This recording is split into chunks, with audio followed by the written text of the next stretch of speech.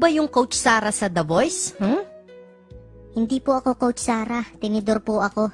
Hindi ko kailangan ng tissue. I don't need tissue. Please stop judging me. Please stop! Ang sakit-sakit!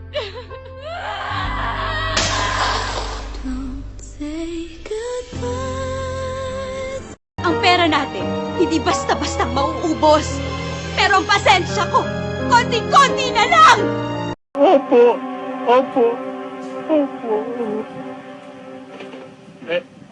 Ano raw sabi? Wrong number. Nag-disperse sila.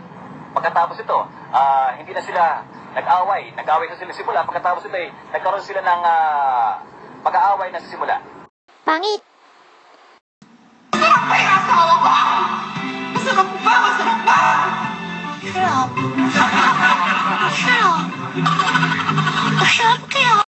Hindi ako kumakain ng bigas, Major.